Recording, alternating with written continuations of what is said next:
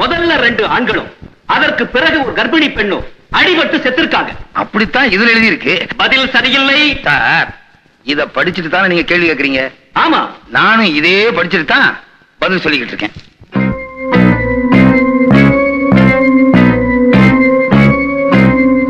DSP அவர்களே, விபத்து நடந்த உடனே டிரைவர் மாதவன் போலீஸ் ஸ்டேஷனுக்கு வந்து நான் காரை ஓட்டி 3 பேரை அடிச்சு கொன்னுட்டேன்னு குத்தத்தை ஒத்துக்கிட்டு சரணடைஞ்சார்.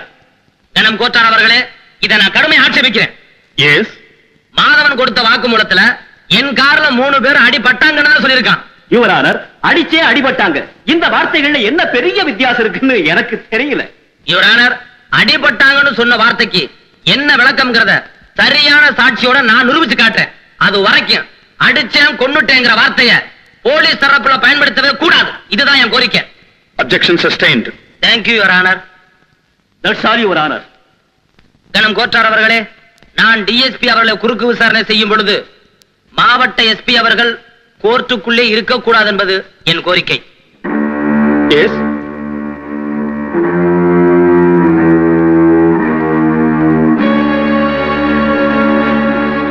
S, proceed. டிஎஸ்பி அவர்களே, இந்த கேஸ புலன் செஞ்சது யாரு? நான் இல்ல. சாதாரணமா யார் செய்வா? Sub inspector, inspector. SP order போட்டா யார வேணாலும் நடத்தலாம். அப்படி யாருக்காவது உத்தரவு போட்டிருக்காரா? அப்படி போடல, வேற திணிசா போட்டாரு. எப்படி? இந்த கேஸ நானே பாத்துக்கிறேன், வேற எந்த பயனும் இதுல தலையிடக்கூடாதுன்னு ஸ்ட்ரிக்டா ஆர்டர் போட்டார். Your honour. எஸ். ஓ, அவரா? தயவு செய்து இதை நோட் பண்ணிக்கணும்னு கேட்டுக்கிறேன். எஸ். டிஎஸ்பி அவர்களே, இந்த சம்பவம் நடந்த அன்னைக்கு எஸ்பி உங்களுக்கு வேற ஏதாவது உத்தரவு போட்டிருக்காரா? போட்டிருக்காரு. என்ன? நடிகை நந்தினியை கொலை செஞ்சது மாதவன் தான். அதற்காக பயன்படுத்தப்பட்ட வெளிநாட்டு துப்பாக்கி மாதவன் கிட்ட தான் இருக்கு. நீ என்ன பண்ற? துப்பாக்கியை கைப்பற்றுக்கிற, மாதவனை அரெஸ்ட் பண்ற. அத்தோட வீரபத்திரந்தரு டோர் நம்பர் 10ல மைனாங்கிற ஒரு பொண்ணை மாதவன் வச்சு பிசினஸ் பண்ணிக்கிட்டு இருக்கான். பாக்குறது உருப்படி ரொம்ப பிரமாதமா இருக்கும். மறக்காம அவளையும் தள்ளிட்டு வான்னு உத்தரவே போட்டாருங்க. இதுக்கு ஆதாரம் இருக்க, எழுதி வச்சிருக்கேன். அடிக்கடி பொம்பளைய பத்தி சொல்லுவாரு. ஏதாவது ஒரு பொம்பளை மறந்துட்டா அவருக்கு ரொம்ப கோவம் வந்துடும். நமக்கு ஏண்டா வம்புன்னு அப்பப்ப டைரியில எழுதி வச்சுக்கிறது. நீங்க போலாம். தேங்க்யூ. எப்படி பூந்து விடாசப்பட்டீங்க சார்? டைரி தேடுற சாக்குல நம்ம எஸ்பியோட வீக்னஸ் எல்லாம் கக்கிட்டேன் பாத்தியா? ஆமா சார், நானா கக்குறேன், அவன் கக்க வைக்கிறான்ப்பா. சார், இங்க கக்குறதெல்லாம் சஜ்ஜையா எழுதிட்டே இருந்தாரு, நான் பார்த்தனே. அவரா எழுதுறாரு, அவன் எழுத வைக்கிறான்ப்பா. ராஜாவத தெரியுமா? அப்படி ஒரு பேரையே நான் இப்பதான் கேள்விப்படுறேன். அப்படியா? இந்த வழக்குக்கு முன்னால இந்த மாதவனை பாத்திருக்கீங்களா? இல்ல. அவர் முகத்தை பார்த்துட்டு அப்புறமா பதில் சொன்னா போதும். பாருங்க,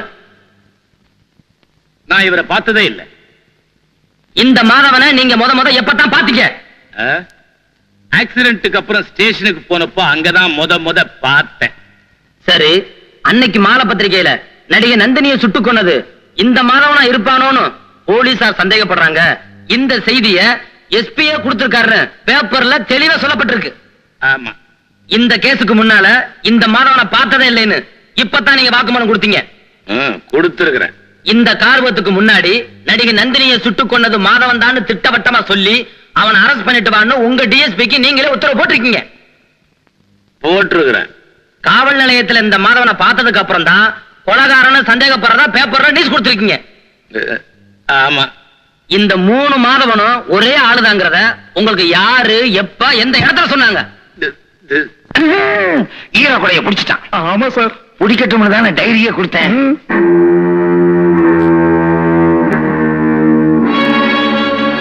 நான் சொல்லட்டுமா? அத சொன்னது ராஜாங்கம் இல்ல. அவருக்கு ஒரு உல்லாச பங்களா இருக்கு. தெரியாது. அந்த இடத்துலதான் நீ நந்தினிய கெடுத்த. இல்ல. அந்த இடத்துலதான் மைனாவணி பலாத்கார படுத்தின. இல்ல. அந்த இடத்துலதான் தாரணி அணிய கற்பழிச்ச. இல்ல. அந்த இடத்துக்கு நீ அடிக்கடி போற. இல்ல. ஒரு முறையாவது போயிருக்க? இல்லவே இல்ல. நீ குடிபோதையில இருக்கும் போது இன்ஸ்பெக்டர் ரத்னா உன் கையில விலங்க மாட்டிருக்கா? கிடையவே கிடையாது. நான் தான் ரத்னாவை கையும் களமா பிடிச்சேன். அதுதான் எந்த இடத்துல? அது வந்து சொல்லுங்க சார். கிடிக்கி புடின்னு கேள்விப்பட்டிருக்கியா? இல்ல சார். அது இதுதான். இப்ப திணறான் பாரு. அப்போ நந்தினி, கிந்தினி, தாரணி, கீரணி, மைனா, நைனா, நீ ஐநா சபை போனா கூட தப்பிக்க முடியாது. வக்கீல் நல்லா கேட்கிறார் சார். அவரா கேட்கிறாரு. அந்த மொட்டை இவனை மொட்டை அடிக்கிறான்ப்பா. ஒரு மாதிரியா இருக்கு. ஒரு 2 நிமிஷம் டைம் கொடுத்தீங்கன்னா சரியா சொல்லுவேன். சாரி சார், இனிமே நீங்க ஒண்ணும் சொல்ல வேண்டாம். நான் சொல்றத கேட்டுக்கிட்டீங்கன்னா போதும். நந்தினியை கொன்னது ராஜாங்கம் தான். அந்த பழிய மாதம் மேல சுமத்துறதுக்காக எப்படியோ நடந்த கார் சம்பவத்தை எப்படியோ கார் விபத்தா மாத்தி இந்த கேஸ நீங்க ஜோடிச்சிருக்கீங்கன்னு நான் சொல்றேன். அப்படியெல்லாம் ஒண்ணும் இல்ல. கார் ஆக்சிடென்ட்ல 3 பேர் செத்தாங்க, அவ்வளவுதான். சரி, இந்த விபத்துல முன்னால செத்தது ஆண்களா பெண்ணா? ஆண்கள் தான். இல்லையே, கார் பின்னால வரும்போது அதுவும் இடது பக்கத்துல அடிபட்டு தான் அந்த 2 ஆண்களும் செத்ததா தகவல் இருக்கே. பின்னால அதுவும் லெஃப்ட்ல அடிபட்டா கேஸே கிடையாது சார். அது எப்படி சார்? என் சர்வீஸ்ல இந்த மாதிரி ஜட்ஜ்மெண்ட் எத்தனையோ பாத்துருக்கிறேன். உங்களுக்கு காட்டுங்களா? என்ன இந்த மடக்குற உங்களுக்கு இந்த சின்ன விஷயம் கூட தெரியலங்கிறப்ப ரொம்ப ஷேமா இருக்கு சார்.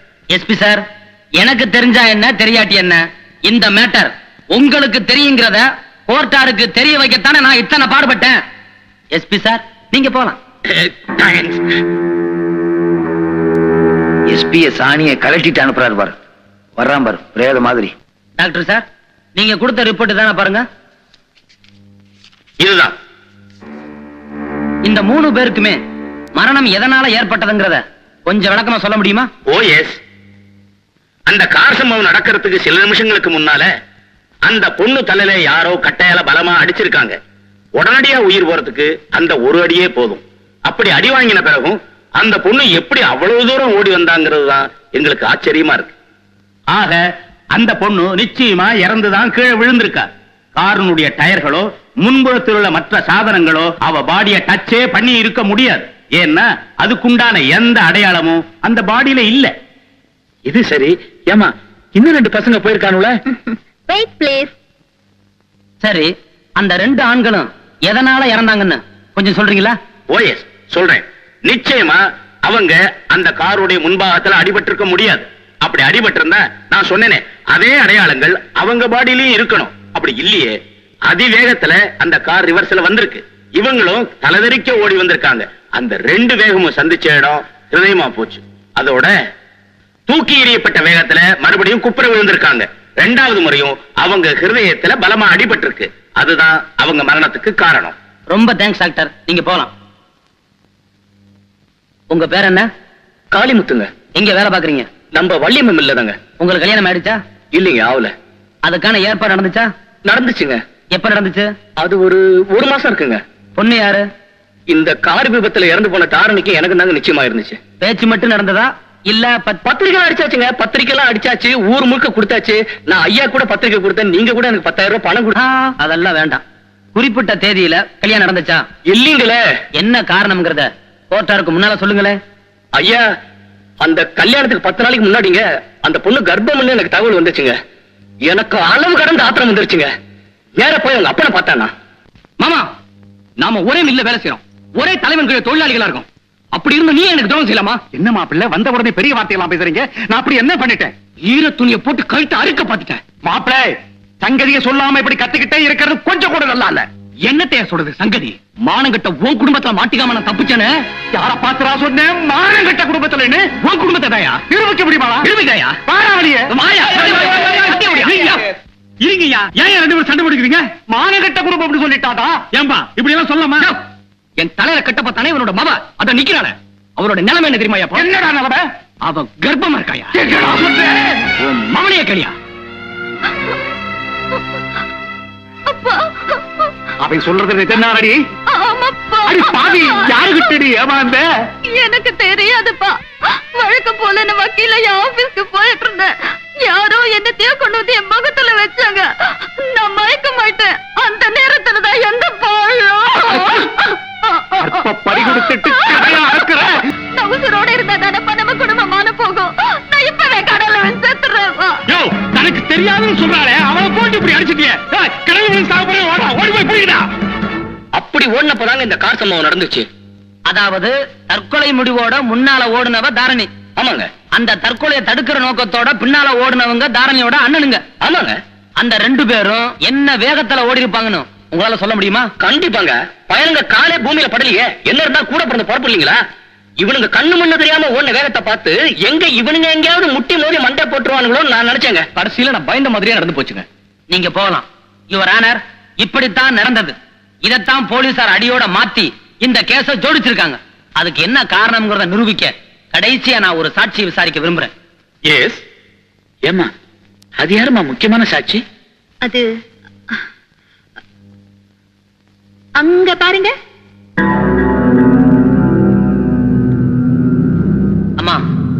உன் முகத்திரை விளக்கு.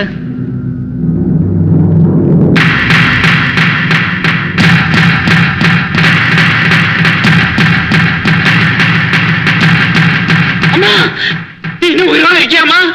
அம்மாடி இந்த சண்டால பயலுக்கு உனக்கு என்னென்ன கொடுமை எல்லாம் பண்ணாங்கன்னு ஜட்ஜி அதை சொல்லுமா?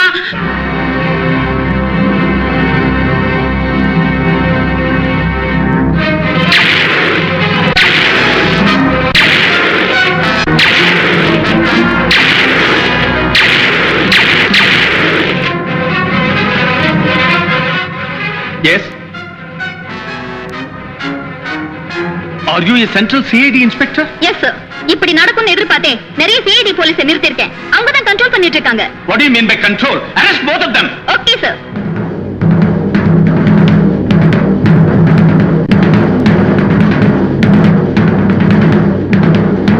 யுவர் ஆனர், இங்க இப்ப நடந்த இந்த பயங்கரத்துக்கு காரணம் என்னங்கறத இந்த பொண்ணு சொல்ல போற பதில்ல கோர்ட்டார் தெளிவா தெரிஞ்சுக்க முடியும்.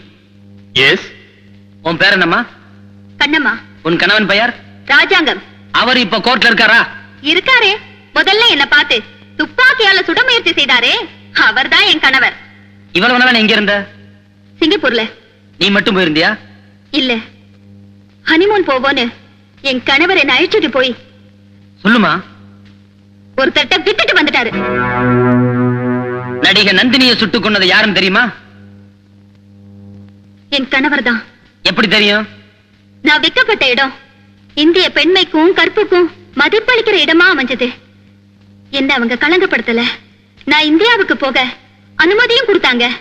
நேரா என் தகப்பனார் வீட்டுக்கு போனா என் கணவர் கண்ணில் பட்டுடுவோமோன்னு பயந்துகிட்டு ஒரு ஹோட்டல்ல தங்கினேன். அதே ஹோட்டல்ல நடந்த சினிமா படப்பிடிப்புல தான் மேல் மாடியில இருந்து என் கணவர் நடிகை நந்தினியை சுட்டு கொலை செஞ்சத என் கண்ணால பார்த்தேன். சரி, அந்த துப்பாக்கி எந்த நாட்டுல வாங்கணும்னு தெரியுமா? சிங்கப்பூர்ல தான். இதோ அவர் பேர்ல வாங்கின பில்லு. அந்த துப்பாக்கி தானே பாரு. இதேதான். ஏமா, இவ்வளவு நீ கண்ணால பாத்திருக்க, இத்தனை தடயங்களையும் நீ வச்சிருக்க. அப்படி இருக்கிறப்போ போலீஸுக்கு நீ ரிப்போர்ட் பண்ணியா? பண்ணல. என்ன காரணம்? அந்த நடிகையை கெடுத்தவரே இந்த எஸ்பி பாஸ்கர் தான். அவளை கொலை பண்ண சொல்லி என் வீட்டுக்காரருக்கு தைரியத்தை கொடுத்ததே இவர்தான். நான் எந்த போலீஸ் கிட்ட போய் சொல்ல முடியும்? அதனாலதான் திரும்பவும் சிங்கப்பூருக்கே போயிட்டேன். இப்ப நீ எதுக்காக இந்தியாவுக்கு வந்த? இந்த கார் விபத்து செய்திய நான் சிங்கப்பூர்லயே பார்த்தேன். நடிகை நந்தினியை கொலை செஞ்சது இந்த டிரைவரா இருக்குமோன்னு போலீஸார் சந்தேகப்படுறதா ஒரு செய்தி இருந்தது. அதே நேரத்துல எதிர்பாராத விதமா இந்த கேசட்டும் என் கண்ணுல பட்டுச்சு. போதுமா, அதை கொடு. யுவர் ஆனர், தான் உயிர் போனாலும் பரவாயில்ல, உண்மையை சொல்லி ஆகணுங்கிறதுக்காக இந்த பெண் புலி அங்கிருந்து இங்க வந்திருக்கு. இந்த வீடியோ கேசட்டை நீங்க பாத்தீங்கன்னா இவங்க யோக்கியதை எல்லாத்தையும் மாட்டியிருக்கான். பாரு பாரு, ஜட்ஜ் ஐயா பாக்குறாரு. இந்த ஆளுடைய 10 தலைமுறையை போலீஸிலே சேர்க்க கூடாதுன்னு தீர்ப்பு எழுத போறேன்.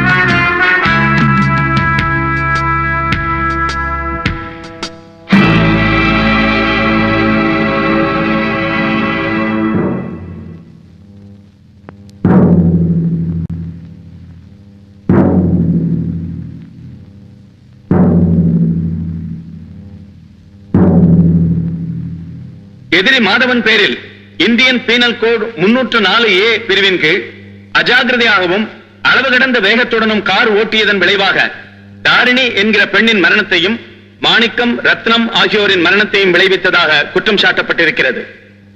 பிரேத பரிசோதனை செய்த டாக்டர் தமது சாட்சியத்தில் தாரிணியின் தலை மீது ஒரு கட்டையால் பலமாக அடித்திருக்கிறார்கள் என்றும், உடனடியாக உயிர் போவதற்கு அந்த ஒரு அடியே போதும் என்றும், அதற்கு பின்னரும் அவள் எப்படி அத்தனை தூரம் ஓடி வந்தாள் என்பது தங்களுக்கே ஆச்சரியமாக இருக்கிறது என்றும், அவள் செத்துத்தான் கீழே விழுந்திருக்க வேண்டும் என்றும் திட்டவட்டமாக கூறுகிறார். ஆகவே தாரிணியின் மரணத்திற்கு மாதவன் எந்த விதத்திலும் பொறுப்பாளி அல்ல என்று ருஜுவாகிறது. காரை ஓட்டி வந்த மாதவன் தனக்கு முன்னால் ஒரு பெண் வந்து விழுந்ததைக் கண்டு சடன் பிரேக் போட்டு அருகில் நெருங்கி இருக்கிறார். அதே சமயம் அங்கிருந்த ஒரு கூட்டம் நடந்ததை புரிந்து கொள்ளாமல் மாதவனை தாக்க ஆவேசமாக ஓடி வந்ததை பார்த்துவிட்டு மாதவன் காரை பின்புறமாக அதிவேகத்தில் ஓட்டியிருக்கிறார். அந்த நேரத்தில் மாணிக்கம், ரத்னம் இருவரும் திடீரென்று ஒரு சந்திலிருந்து ஓடி வந்து காரின் பின்பாகத்தில், அதுவும் இடதுபுறத்தில் அடிபட்டு விழுந்து இறந்திருக்கின்றனர். காரை ஓட்டிய மாதவன் இந்த திடீர் செய்கையை சற்றும் எதிர்பார்த்திருக்க முடியாது. ஆகவே it was a major act of God. இது கடவுளின் செயல் என்ற சட்ட அடிப்படையின் கீழ் எதிரி மாதவன் மேற்கண்ட 3 மரணங்களுக்கும் பொறுப்பாளி அல்ல என்று முடிவு செய்து எதிரியை விடுதலை செய்கின்றேன். மேலும் இந்த வழக்கில் விசாரணை நடந்து கொண்டிருக்கும் பொழுது மரணம் விளைவிக்கும் நோக்கத்துடன் செயல்பட்ட எஸ்பி பாஸ்கர் மற்றும் ராஜாங்கம் ஆகிய இருவர் மீதும் கிரிமினல் ப்ரொசீஜர் கோட் 190(1)C பிரிவின் கீழ் தக்க நடவடிக்கை எடுக்க வேண்டும் என பரிந்துரை செய்கிறேன்.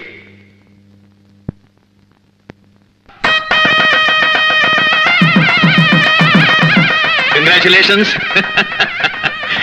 Wish you all the best. முருகா, வணக்கம். வணக்கம். முருகா, ஆம்பளைங்க மட்டும் கை நீட்டுங்க. பூசிக்குங்க.